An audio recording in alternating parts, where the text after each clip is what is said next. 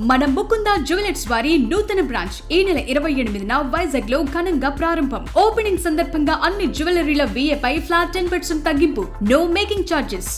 సంజు శాంసన్ భారత క్రికెట్ అభిమానుల్లో ఇప్పుడు పేరు మారుమోగుతోంది. T20 ప్రపంచ కప్లో సంజు బ్యాటింగ్కు దేశం మొత్తం ఫిదా అవుతోంది. సంజు క్రేజ్ ఒక్కసారిగా అమాంతం పెరిగిపోయింది. దీంతో సంజుపై కాసుల వర్షం కురవనుంది. ప్రముఖ బ్రాండింగ్ కంపెనీలు సంజు శాంసన్తో కాంట్రాక్ట్ కుదుర్చుకునేందుకు ఆసక్తి చూపిస్తున్నట్లు వార్తలు వస్తున్నాయి. T20 world cup Sanju Samson fate ఒక్కసారిగా మార్చివేసింది. 0 హీరో అయ్యాడు. అప్పటి వరకు ఎన్ని అవకాశాలు ఇచ్చినా సంజు సద్వినియోగం చేసుకోలేకపోతున్నాడన్న విమర్శ అభిమానులు కూడా ఉండేది. కానీ T20 వరల్డ్ కప్లో సంజు శాంసన్ అంది వచ్చిన అవకాశాన్ని 2 చేతులు అందిపుచ్చుకున్నాడు. భారత బ్యాటింగ్ను భుజాలపై మోసి టీమిండియా గెలుపులో కీ రోల్ పోషించాడు.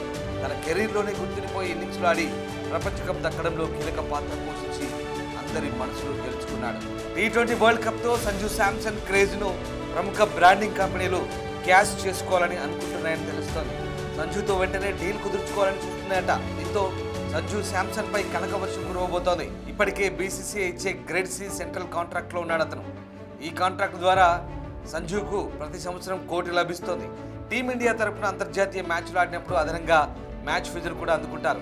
T20 మ్యాచ్లు ఆడితే సుమారు 3 లక్షలు, వన్డే మ్యాచ్ అయితే సుమారు 6 లక్షలు, టెస్ట్ మ్యాచ్ అయితే సుమారు 15 లక్షలు అందుకుంటాడు.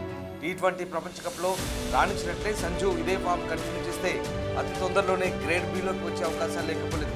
ఒకవేళ సంజు గ్రేడ్ Bలోకి వస్తే ఏడాదికి 3 కోట్లు అందుకుంటాడు. ఇక IPLలో సంజు శాంసన్ను రాజస్థాన్ జట్టు నుంచి చెన్నై సూపర్ కింగ్స్ 18 కోట్లకు తీసుకుంది.